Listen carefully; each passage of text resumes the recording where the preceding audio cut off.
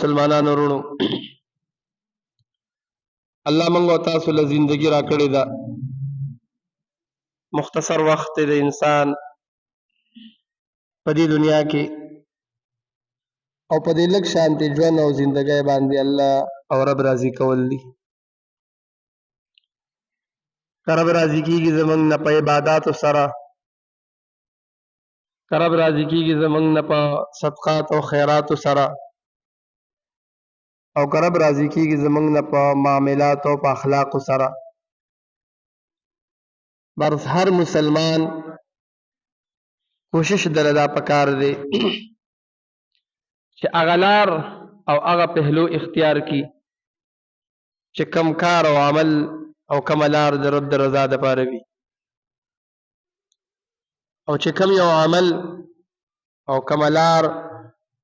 هغه د شیطان د رضا دپاره وي، د هغې نه انسان ځان وساتي. زما محترمو زندگی الله تعالی هر انسان موږ او تاسو له راکړې ده، ژوند دې راکړی دی، او بیا د الله کلام هغه د دې نه ډک دی چې موږ او تاسو ته واقعات د مخکنو خلکو قصص او واقعات بیان کړي دي، موږ او تاسو ته احکام بیان کړي دي، موږ او تاسو ته د رسول الله صلی الله علیه وسلم زندگی مخې ته ده، موږ او تاسو ته د صحابه کرامو ژوند او حالات مخې ته دي. زما او ستا دپاره نمونې هغه انبیاء علیه الصلاة والسلام دي. نو په خپل ژوند او مرګ، په خپل ژوند او په حالاتو انسان سوچ وکړي. بلال بل مایک راکړه په خپل ژوند او په حالاتو انسان سوچ وکړي او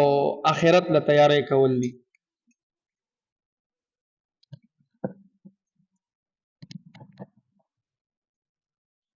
نو ما او تا دپاره زندگی چې الله تعالی راکړې ده ډېره قیمتي ده. د خپله زندګۍ سوچ کول پکار دي چې رب پیدا کړی یم او رب ماله ژوند راکړی دی، رب ماله صحت راکوي، هغه رب ماله رزق راکوي، او هغه رب ماله ټول کارونه برابروي. ما د دې په بدل کې خپل رب له څه عمل کړی دی، او ما د دې په بدل کې خپل رب په کم کار خوشحاله کړی دی. بس دا موازنه، دا خبره چې هر انسان دا چې ځان سره ماښام انسان سملي لږ سوچ وکړي. ځکه رسول الله صلی الله علیه وسلم فرمایي چې هوښیار په تاسو کې هغه انسان دی چې هغه د ځان سره سوچ وکړو چې بنده ته پیدا شوی تو د 2 کالو شي او بیا د 3 شي او د 4 شي او د 6 شي او د 10 شي او د 20 شي او عمر دې تو هم چې ته د شپېتو نه واړې دی او ګیره کې دې سپین رالل، اعضا دې کمزوري شو، ژوند دې تېر شو، نو بنده ته څومره کارونه داسې وکړه چې ستا د خپل زړه په دې مطمئن دی چې امید د رب نه دا کوم چې دا کارونه به الله زما قبول کړي. نو سوچ حساب کتاب دا د هر انسان که هغه نارینه دي او که هغه زنانه دي د ځان سره په خپل ګریوان کې کتل پکار دي او سوچ پکار دی په دې خبره باندې چې زندگی مې تیره شوه، ډېره تیره شوه، پته نه لګي چې څومره به پاتې وي. او یا کو عامو حالاتو ته وګورئ نو چې د 8 کالو شي نو هغه عمر وي خلکو یو عمر والی دی، بس اوس مرګ طرف ته نزدېکت دی. نو ژوند مې تیر کړ، نو څومره کارونه مې داسې وکړل چې په هغې به الله زمانه خوشحاله شوي وي. او یا دا کارونه چې مې کم کړي دي نو هر انسان ته د خپل نفس هم وایي چې دا کار دی غلط دی. یو کس په یو ګناه کې مبتلا دی نو لومبی ورته دا نفس دا خبره کوي چې ستا دا عمل او دا کار د ګناه دی، ګورې واوړه د دې نه. او اسانه قاعده، یو اسانه قاعده درته ښیمه چې نه پوهېږې نو چې کم کار کې او سوچ دې وکړه چې آیا دا کار زه د عامو خلکو مخکې کوم او خلک په دې څه نه وایي، نو پوه شو چې دا کار ټیک دی. او که یو کار کې او ته چاپېره ګورې، هسې نه چې پلار مې وویني، ورور مې وویني، ګاونډي مې وویني، څوک مې ونه ویني، نو پوه شي چې دې کار کې څه چل دی، ځکه یې په پټه کې. نو چې کله انسان ګناه کوي نو هم فرشته ول زړه کې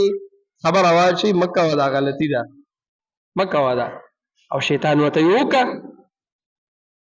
نو رسول الله خيار هغه کس ته وی چې د ځان سره حساب کتاب کوي چې ژوندۍ او ژوند دي تیر شوی دي نو پس کې دي تیر شوی دي او پر ورځ د محشر به الله تاسو کوي حدیثو کې راځي رسول الله فرمایي پر ورځ د قیامت باندې الله تعالی د انسان نه تاسو کوي د قدم به د خپل ځای نه خوځي در سوچ د دنه تاسو نه کړل شي نو یو تاسو به دا کوي چې اے بنده وای کنه ما تعالی زندگی او ژوند درکړو ستا په بدن کې دا ساته راته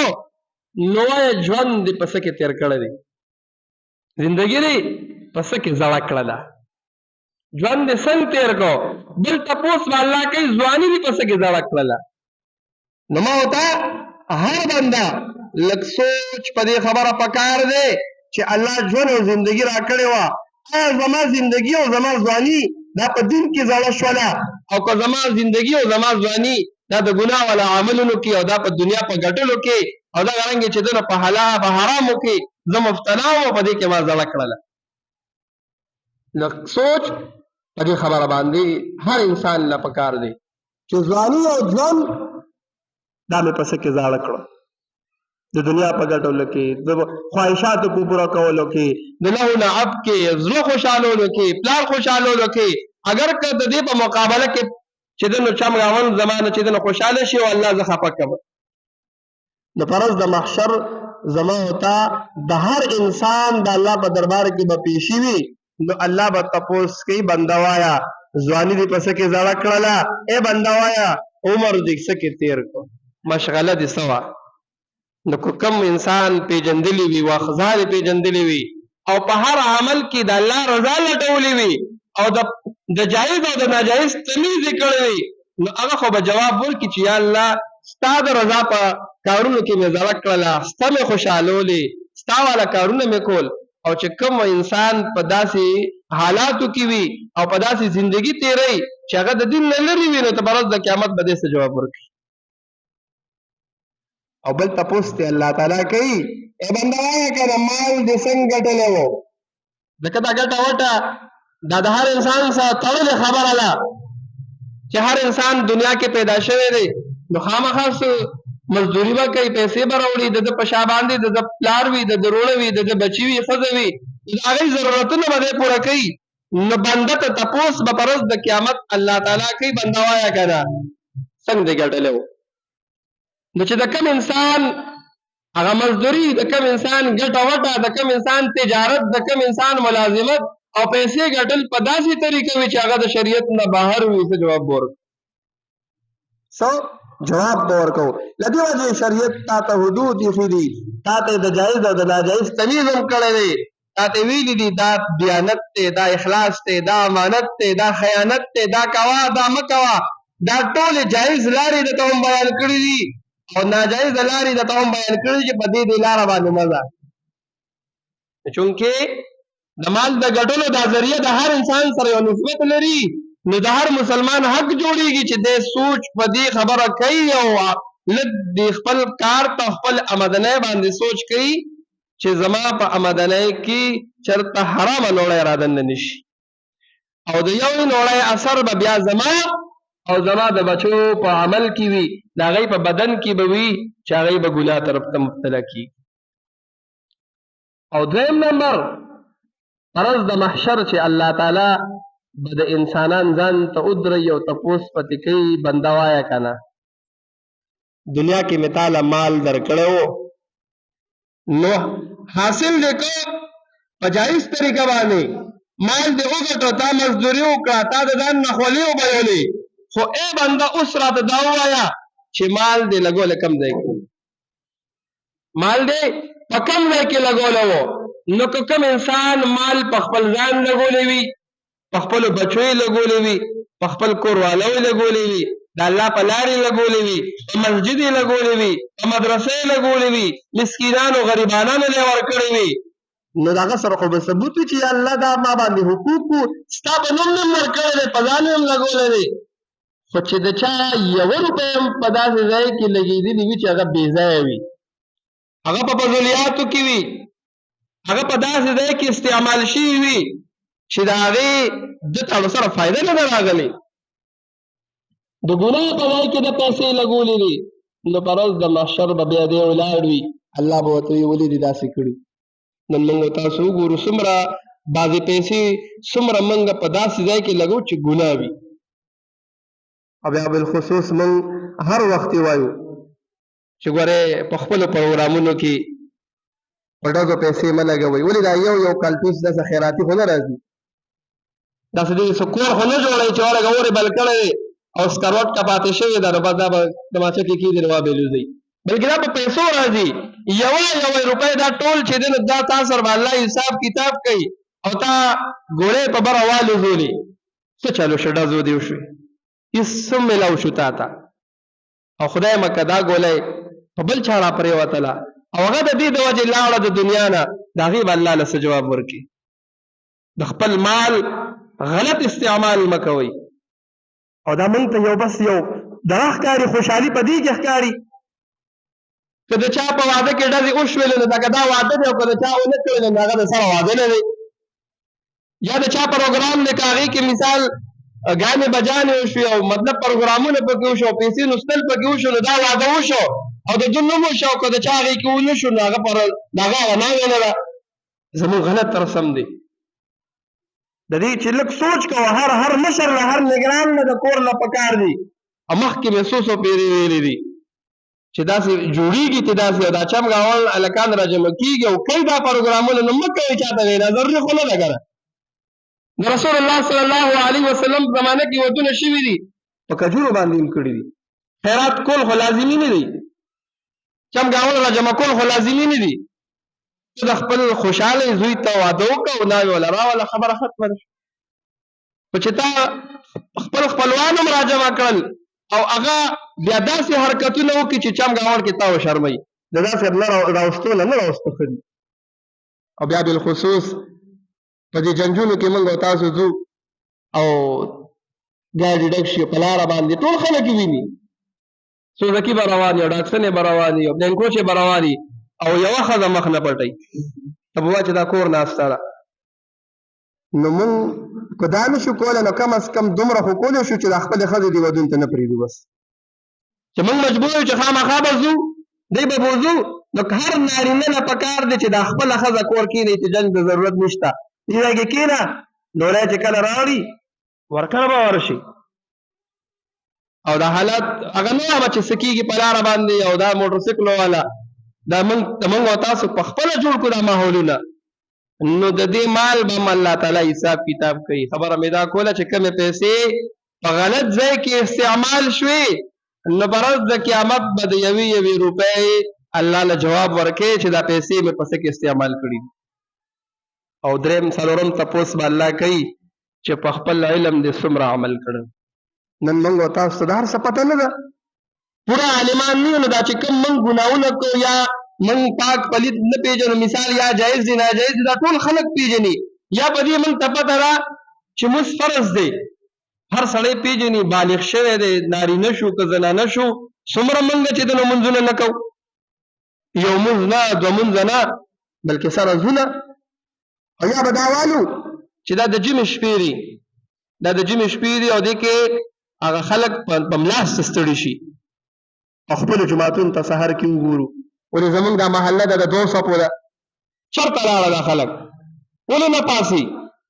یا یې بړستن نه پرېږدي یا دی بړستن نه پرېږدي، دوه خبرې دي. مونږ کې هغه خبره زمونږ د ذهن نه وتې ده چې واقعي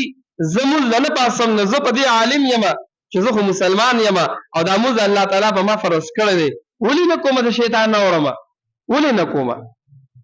نو دغه رنګې د هرې خبرې چې موږ او تاسو ته پته ده چې دا غلطه ده او موږ پې عمل کوو، نو موږ سره د علمه د دې مقصد دا نه ده چې د علماو نه به الله تپوس کوي، نه، هر مسلمان چې دته د یو مسلې پته ولګېدله چې دا غلطه ده او دې پې بیا هم عمل کوي، دې په دې عالم دی، ورځ د قیامت به د الله په دربار کې دی څه کوي، جواب ورکوي. نو زما محترمو دا دنیا ختمېدونکې ده، تلونکې ده، هېڅ چا سره وفا نه کوي. داسې کار او داسې حرکت او داسې عمل هغه نه کوو چې سبا نه زمونږ نه زامن او لونه او ښځه هر سره نه تلي یوازې پکې پراته یو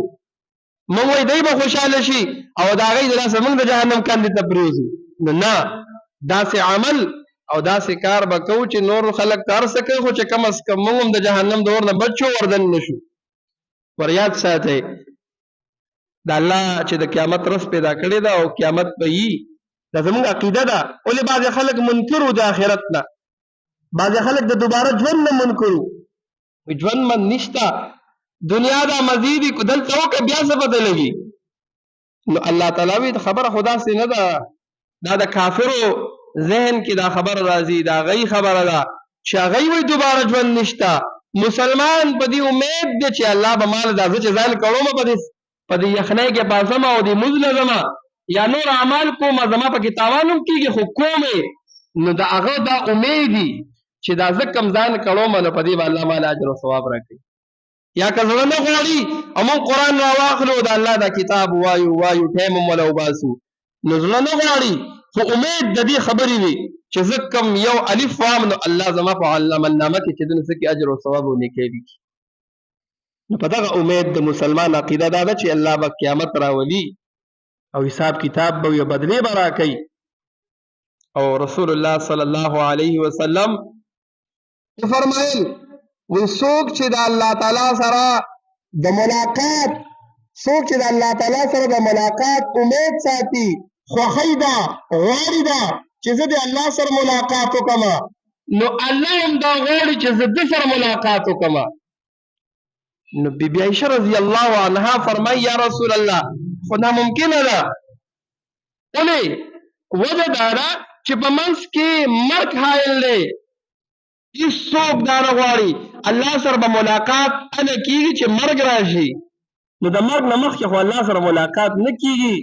رسول الله صلی الله علیه وسلم ورته وفرمیل عایشې خبره داسې نه ده خبره داسې نه ده ستا چې څنګه ګمان دی بلکې مسلمان دی چې کله د جنت تصور وکړي دی چې کله د الله د رضا تصور کوي دی چې کله د الله د ملاقات تصور کوي نو دی وایي کاش چې زم ملاقات الله سره مې کړی وی کاش چې زم د جنت ته تللی وی کاش چې زم دغه جنت ته رسېدلی وی او دغه الله سره مې ملاقات کړی وی او دا نعمتونه چې الله تیار کړي دي چې مال یې را کړی وی او کافر څه وایي کافر وایي دنیا کې بس مزید نو وبکو آخرت نشته آخرت ته تلل نشته نو مؤمن دی چې الله سره ملاقات کوي نو د ارزو دا وي د کوشش دا وي چې داسې عمل وکړه چې دا خپل عمل الله ته مخې ته کم چې یا الله دا مې دله وکړو د دې په وساطت سره د دې په پیش کېدو سره یا الله ستانه بخښنه غواړم نو الله تعالی ته خپل عمل پیش کول دي الله تعالی ته خپل عمل مخامخ کول دي نن موږ تاسو ګورو موږ به الله ته څه موږ فردي څه دغه نه غونډه کې موږ چې هغه هم ځان ته خلاص کو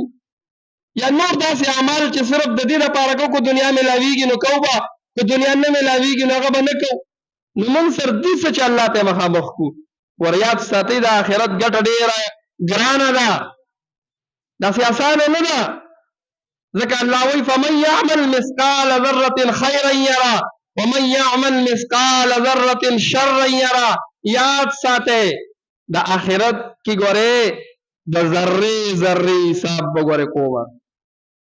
سبا کومه د ذره ذره زمون په زړه کې بعضی قانون داسې دي چې موږ د سره هغه ګناه ګڼو نه خو هغه فرشتو نوٹ کړي دي الله وی دا تی ګناه نه ګڼي خو زه یې ګڼم نو زه به وګوره پر ورځ د قیامت حساب کتاب کومه او بعضی نیکۍ داسې دي چې موږ ته د سره نیکۍ هم نه ښکاري موږ یې کوو فرشتو مغه نوٹ کړل چې دا انسان د ده په خاطر کې نه راځي چې ما نیکي وکړه خو دا نیکي ده نو الله تعالی به له د دې صله ورکوي نو خبره مې دا کوله چې آخرت لږ ورته تیارې دی موږ دنیا له څومره ټایم ورکوو د دنیا ګټلو له څومره ډېر ټایم ورکوو د دې نه کم از کم چې ډېر نه یو ګنټه خو پکې دی راوباسو که نه چې د آخرت تیاری هم پکې څه وکړو که نه خپل عمل هم ځان له درست کړو که نه خپل آخرت هم ځان له جوړ کړو که نه دا ټولې خبرې دي په دې باندې به لږ سوچ کوو لږ فکر به کوو ولې دنیا کې نیک عمل کول دا د ځان دپاره دي یو سړی ځان کړي موس کوي تلاوت کوي نور اعمال کوي د ګناه نه ځان ساتي د پردي حقوقو نه ځان ساتي دغه رنګې ګناه ته ګناه وایي ثواب ګڼي تلاوت کوي روژه نیسي نور اعمال کوي اخلاق ښکلي کوي نو مقصد صرف د ده صرف دا وي چې اگر چې دنیا کې څه میلاو نه شو اگر که دنیا کې زه څه بېعزته شومه لښکته رالمه خو امید د رب نه کومه چې دا عمل الله په دربار کې الله زما قبول کی نو د دې عمل په وساتت به الله مال عمل نامه راکړي چې زه ټکټ مې ملاو کړ درکړله زه جنت ته نو زمونږ ټولو تلون تګ دا ټول په ټولو زمونږ آخرت ته تګ دی آخرت ته چې به په کار څه راځي دا موږ چې تاسو ځان کړو اعمال کوو منځونه کوو نور اعمال کوو او د ګناه نه ځان ساتو دا ټول به زمونږ هلته کې فکار راځي د هغې دپاره ضروري دا ده چې هر عمل کې انسان اخلاص راولي د آخرت د امید د الله د ملاقات د امید ساتي او کوشش دا کوي چې د ګناه نه ځان ساتي چې د کومې خبرې د کوم عمل ورته فتح نه وي نو کوشش پکار دی چې د هغې تپوس وکړي الله دې د عمل کولو توفیق را نصیب کړي واخر دعوانا ان الحمد لله رب العالمین